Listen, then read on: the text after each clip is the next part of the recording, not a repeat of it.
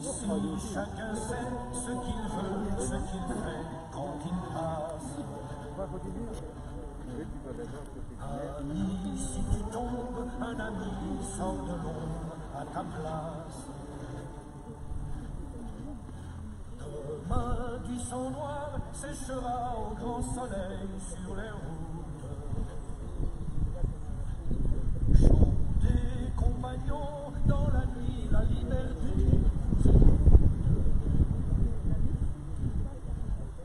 Amis, entendu le vol noir des corbeaux personnes qui regardent. sur nos plaines. En fait, tu vois, là, il y a deux personnes qui regardent, et en fait, on voit les interactions passer comme ça sur l'écran. Par contre, c'est pas trop compliqué. Ça va suffire.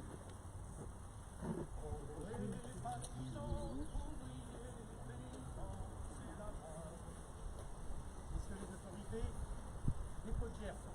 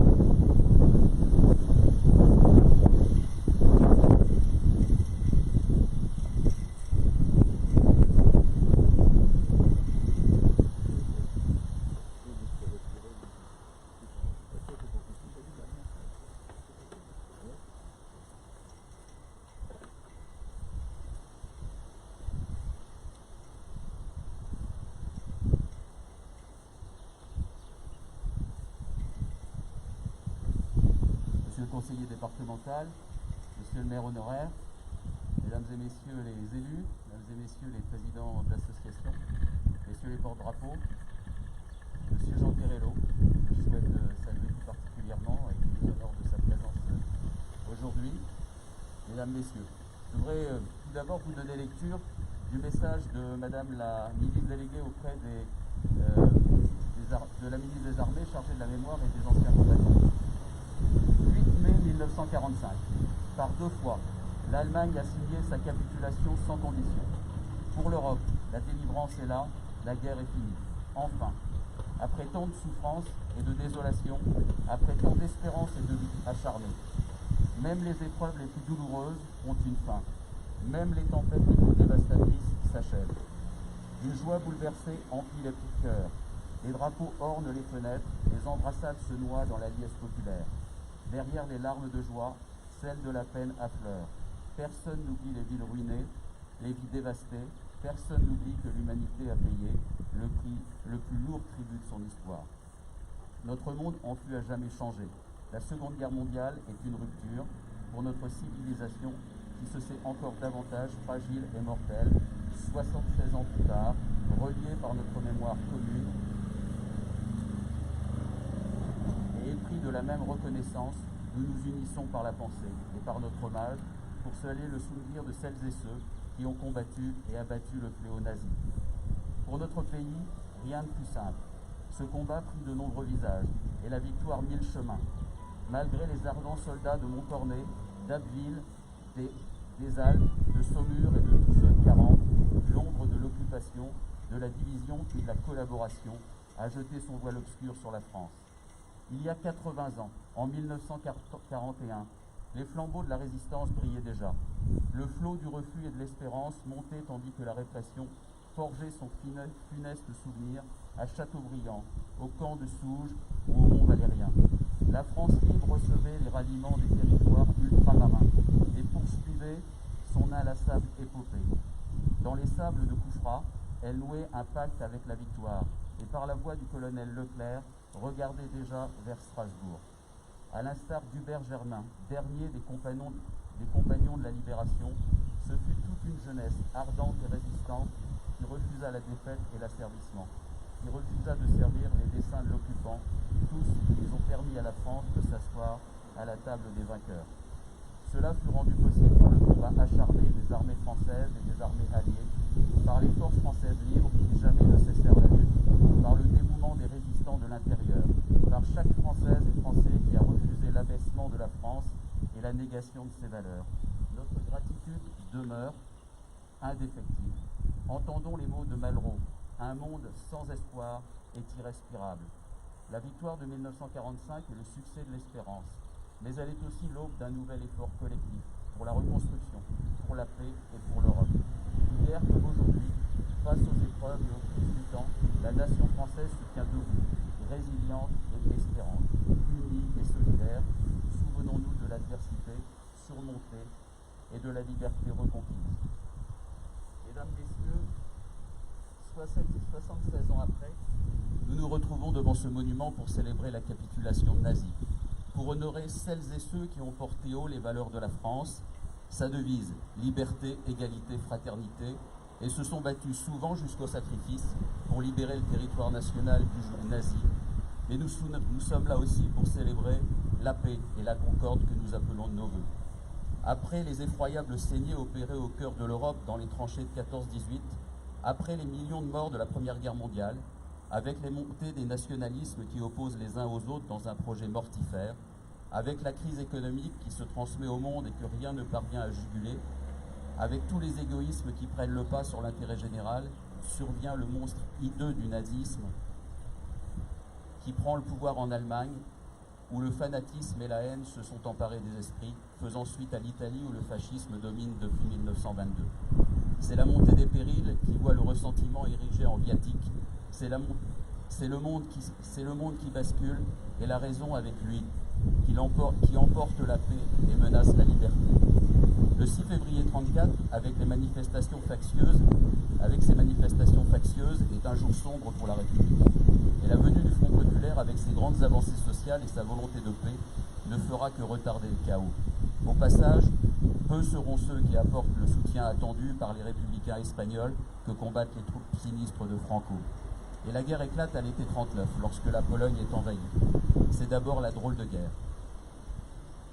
Le 10 mai 1940, c'est le début de l'offensive nazie à l'ouest, avec l'invasion rapide des Pays-Bas, de la Belgique, du Luxembourg, puis de la France. C'est le début de la bataille de France qui s'achèvera le 25 juin. Malgré les soldats valeureux qui se battent, c'est rapidement la débâcle et l'exode. Des millions de Français sont jetés sur les routes. Ils fuient l'ennemi en emportant tout ce qu'ils peuvent. Le 14 juin, les troupes nazies sont dans Paris, déclarées ville ouverte. Le 17 juin, Pétain appelle les Français à cesser le combat. Le 18 juin, De Gaulle lance l'appel du même nom depuis Londres. Le 22 juin, un armistice est signé entre la France et l'Allemagne nazie. Dès juillet, s'ouvre la bataille d'Angleterre. Soulignons que depuis l'origine, des Français ne capitulent pas. Beaucoup de soldats ont continué à se battre tant qu'ils l'ont pu. Des lycéens, plusieurs centaines, ont manifesté devant l'Arc de Triomphe le 11 novembre. Des dépôts de gerbes clandestins ont été organisés. Peu à peu, seuls, puis par petits groupes, des actions de résistance sont organisées. Organisation de grèves et de manifestations, diffusion de tracts, presse clandestine, fabrication de faux papiers, renseignement et sabotage, actions armées. C'est dans ce contexte, parce qu'il appartient à un réseau communiste, que Marcel Querello s'engage dans la résistance. Suite à une action de diffusion de tracts, il est arrêté puis incarcéré. Devient otage des nazis et en représailles à d'autres actes de résistance. Il est fusillé avec son camarade Levasseur et inhumé à Fleury-sur-Orne. Nous nous inclinerons sur sa tombe dans quelques minutes en lui rendant sa véritable identité. La résistance n'est pas un vain mot. La résistance n'est pas un vain mot à Fleury-sur-Orne où de grandes figures se sont levées pour combattre les nazis. Leurs noms sont gravés sur ce monument et nous savons combien déportés, assassinés, ils ont souffert et combien ils ont donné de sacrifices pour notre commune et pour la liberté. Nous les honorons ici au travers de la figure martyre de Marcel Querello. La résistance a su rassembler des hommes et des femmes de tous horizons, épris de paix et de liberté, voulant chasser l'occupant et rendre sa dignité au pays. Peu à peu, la résistance va s'organiser et se regrouper autour de Jean Moulin jusqu'à la création du Conseil national de la résistance en mai 1943. Au moment du débarquement, le général Eisenhower dira que la résistance française aura pesé l'équivalent de 15 divisions militaires dans les combats contre les nazis. En Normandie, auprès des plages du débarquement et de la liberté, nous savons le prix payé par ceux qui nous ont précédés à la victoire contre les nazis. Aujourd'hui, en ce 8 mai, nous les honorons. Ici, à Fleury-sur-Orne, nous savons aussi combien les civils ont souffert. Nos carrières souterraines, je salue Fernand Mignon qui a été réfugié dans ses carrières, nos carrières souterraines ont été leur refuge, un havre de paix dans la tourmente. En ce 8 mai, nous les honorons également. En présence de Jean Querello, fils de Marcel Querello, en ce 8 mai, nous honorons la résistance pour ce qu'elle a été, mais aussi pour son message et aussi pour l'inspiration qu'elle est et qu'elle constitue pour chacun d'entre nous. Et pour illustrer mon propos, je voudrais vous donner lecture d'un extrait du programme du Conseil national de la résistance afin que nous en mesurions chacun l'actualité.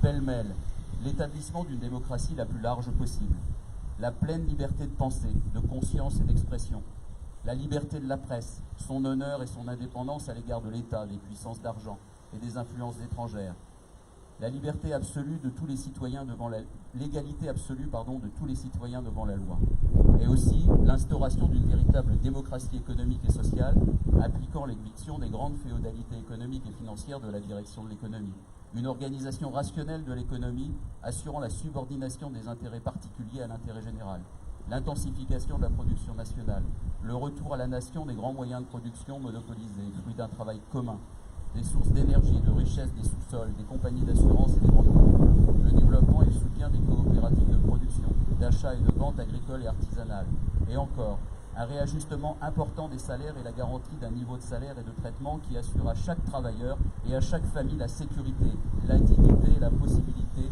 d'une vie pleinement humaine, la garantie et le développement du pouvoir d'achat, un plan complet de sécurité sociale visant à assurer à tous les citoyens des moyens d'existence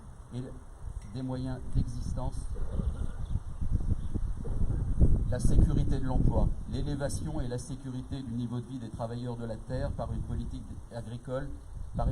de prix agricole rémunérateur, une retraite permettant aux vieux travailleurs de finir dignement leurs jours, et enfin, la possibilité effective pour tous les enfants de bénéficier de l'instruction et d'accéder à la culture la plus développée, quelle que soit la situation de fortune de leurs parents, afin que les fonctions les plus hautes soient réellement accessibles à tous ceux qui auront les capacités requises pour les exercer et que soit ainsi promue une élite véritable, non de naissance mais de mérite et constamment renouvelée par les apports populaires. Voilà ce qu'écrivait le Conseil national de la résistance avec les mots qui étaient les siens, avec les mots qui étaient avancés à l'époque et je suis sûr qu'aujourd'hui, il ajouterait combien il est nécessaire de se préoccuper du changement climatique et de l'environnement. Je vous remercie.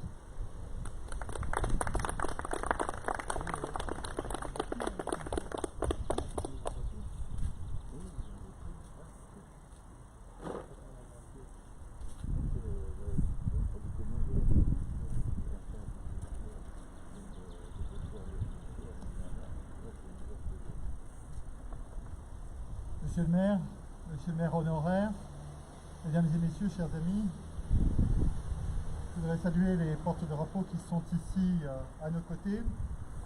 Mesdames et messieurs, chers amis, nous devons à François Mitterrand d'avoir fait en sorte que le 8 mai soit une date où nous commémorions les morts de notre pays et la fin des combats en Europe. C'est en effet en 1981 qu'il fut décidé que chaque année, le 8 mai serait un jour férié pour commémorer la fin de la Seconde Guerre mondiale en Europe. Vous savez que l'armistice a été signé dans un premier temps le 7 mai à Reims, au collège technique du quartier général d'Eisenhower, et sous la pression et la demande de Staline,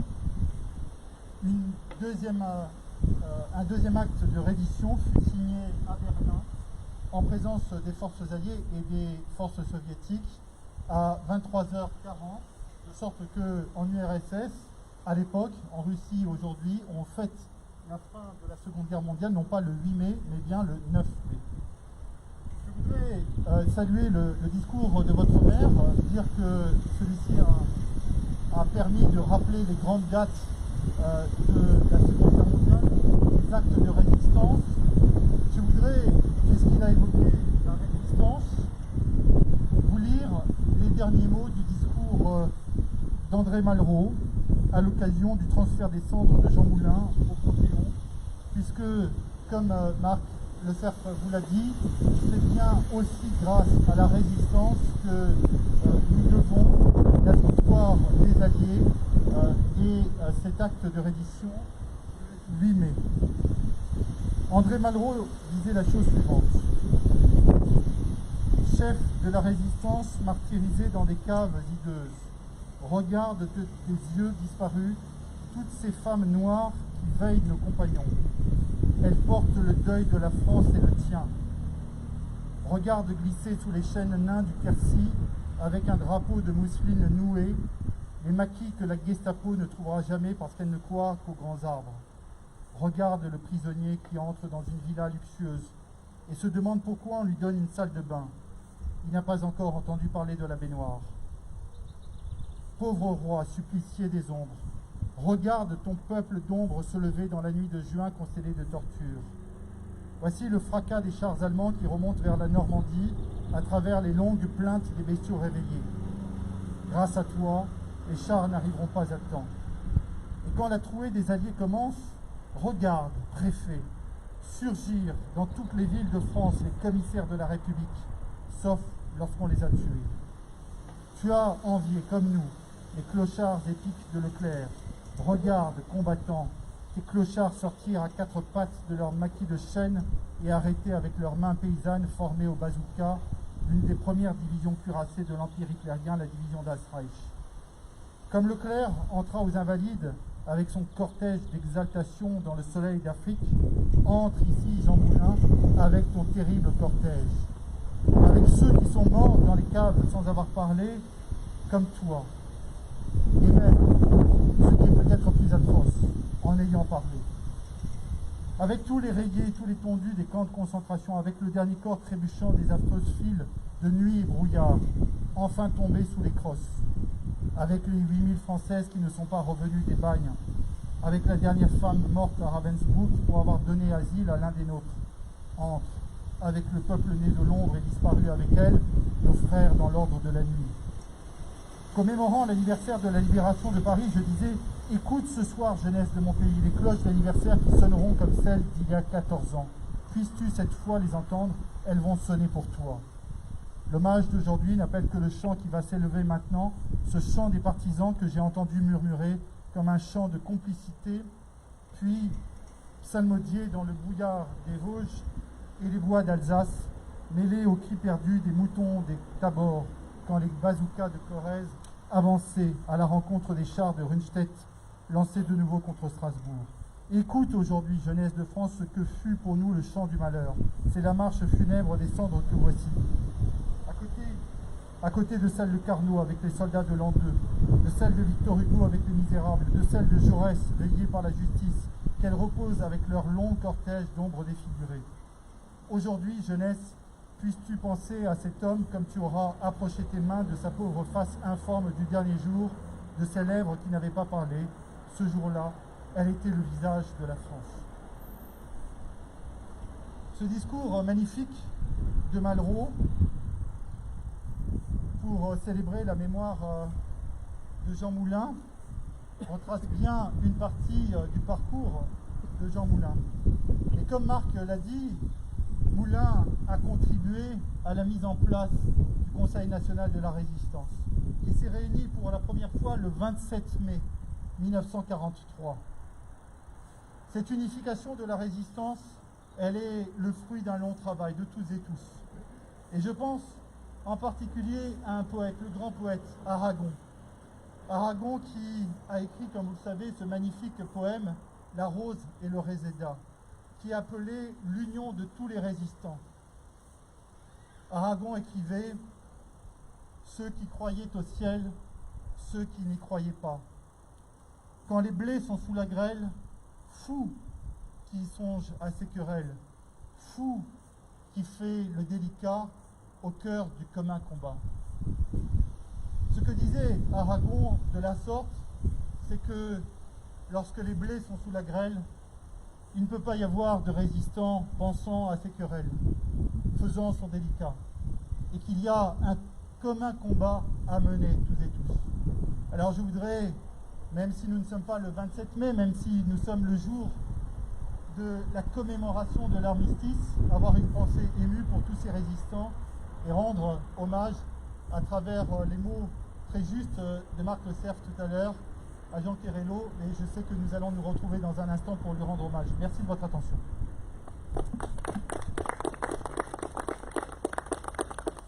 Madame Burel va nous interpréter la Marseillaise. Allons enfants de la patrie, le jour de gloire est arrivé. Contre nous de la tyrannie, l'étendard sanglant élevé, l'étendard sanglant élevé.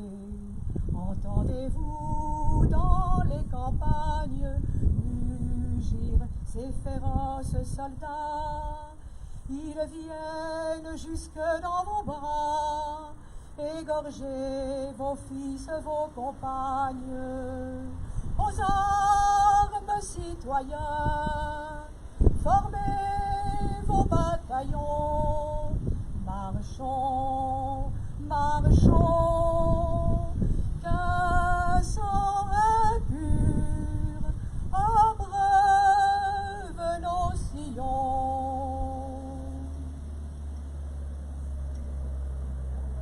Remerciement des porte-drapeaux par les autorités.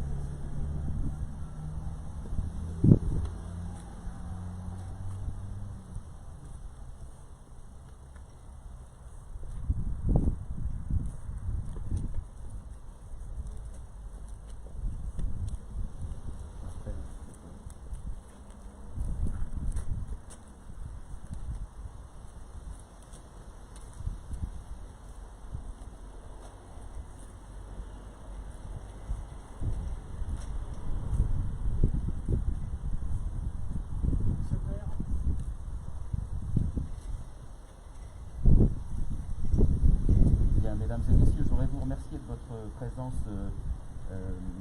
nombreuse finalement, malgré les conditions sanitaires qui s'imposent à nous. Vous le savez, nous avions prévu d'organiser hier soir un colloque autour de la mémoire de Marcel Querello.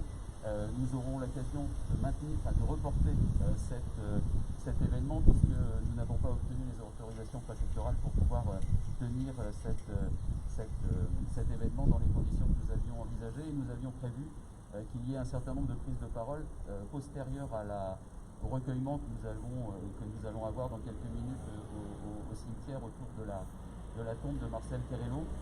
Là encore, c'est quelque chose que nous reporterons à une date qui n'est pas encore déterminée, mais nous la communiquerons au plus vite. Nous allons nous rendre au cimetière maintenant. Alors nous n'allons pas nous former en cortège comme nous le faisons habituellement. Je vous invite à vous y rendre, c'est pas très loin, soit à pied ou si vous s'y rendait en voiture, à covoiturer bien évidemment.